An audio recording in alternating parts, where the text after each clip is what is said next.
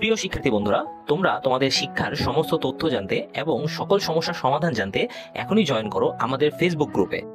Facebook গ্রুপের link দেওয়া আছে ডিসক্রিপশন বক্সে। স্বাগতম সবাইকে ওয়েস্ট পয়েন্ট একাডেমিতে। আশা করি সবাই ভালো আছো। আজকে আমরা আলোচনা করব অষ্টম শ্রেণীর বাংলার ষষ্ঠ অধ্যায়ে 147 নম্বর পৃষ্ঠায় তোমাদের ষষ্ঠ অধ্যায়ের দ্বিতীয় পরিচ্ছেদ গল্প নিয়ে কথা বলা হয়েছে। পরবর্তীতে অনেকগুলো গল্প এখানে রয়েছে। প্রথম পরিচ্ছেদটা সম্পূর্ণটাই ছিল কবিতা নিয়ে। তো দ্বিতীয় পরিচ্ছেদের এই গল্পর উপর ভিত্তি করে আমরা যে যোগ গল্পটি পড়েছো তোমরা নিশ্চয়ই, সেই যোগ গল্পটির উপর ভিত্তি করে ছকের প্রশ্নগুলোর উত্তর তোমাদেরকে দিতে হবে। তাহলে চলো 147 পৃষ্ঠার ছকের সমাধানটা আমরা দেখে নিই।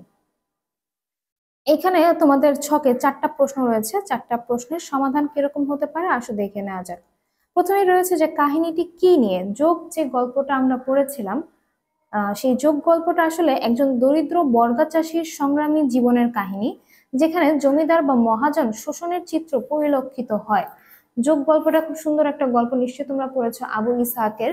এই গল্পে কিন্তু কৃষক বা চাষীদের মর্মান্তিক জীবন নিয়ে আসলে কাহিনীটা লেখা হয়েছে।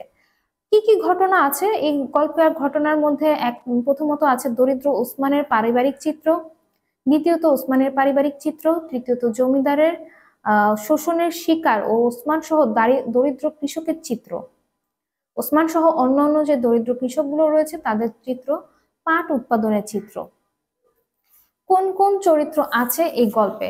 এখানে আসলে অনেকগুলো চরিত্র রয়েছে। পয়েন্ট করে যদি আমরা সেখানে চরিত্রগুলোকে দেখার চেষ্টা করি, তাহলে এখানে ওসমান আছে, সাজু, টুনি, তোতা, ওয়াজেদ আলী, গোমস্তা, ইউসুফ, করিম গাজী, নবুখা। মোট 9টা চরিত্র আসলে গল্প থেকে আমরা খুঁজে পেয়েছি। এই চরিত্রগুলো এখানে মধ্যে প্রধান চরিত্র যদি কে এই প্রশ্ন থাকে তাহলে সেটা হচ্ছে ওসমান। লেখকের দৃষ্টিভঙ্গি কি? এই গল্পটার উপর ভিত্তিতে আসলে লেখকের দৃষ্টিভঙ্গি কি সেটা আসলে এখানে জানতে চেয়েছে। এখানে আসলে আমার কাছে গল্পটি পড়ে যা মনে হয়েছে যে যোগ গল্পটি প্রতীকাশ্রয়ী গল্প।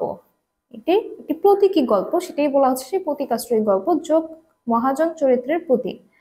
যোগ যে জিনিসটা, যোগ মানে কি, কোনো হচ্ছে কেঁচো বা এইরকম লম্বা জাতীয় একটা পরজীবী প্রাণী যেটা কিনা মানুষের শরীরে লেগে রক্ত চুষে খায়। তো এই যোগটা আসলে এখানে মহাজনের চরিত্রের প্রতীক। জমিদার মহাজনদের রক্ত চুষে খাওয়া প্রসঙ্গটি লেখক তুলে ধরতে চেয়েছেন। লেখক মহাজনদের হতদরিদ্র কৃষকের প্রাপ্য ফসল না দিয়ে শোষণ করার মনোভাব সম্মুখে এনেছে। এই বিষয়টি আসলে সবার সামনে তুলে ধরার জন্যই লেখক এই গল্পটি লিখেছে এবং গল্পের নাম দিয়েছে যোগ। আশা করি তোমরা বুঝতে পেরেছো। যদি গল্পটা বুঝে থাকো তাহলে এই বিষয়টাও তোমরা নিশ্চয়ই ভালোভাবে বুঝতে পেরেছো। তো এই যে 4টা প্রশ্ন, এই 4টা প্রশ্নের সমাধান ছকে এইভাবেই তোমাদেরকে লিখতে হবে। এই ছিল আজকের ক্লাস।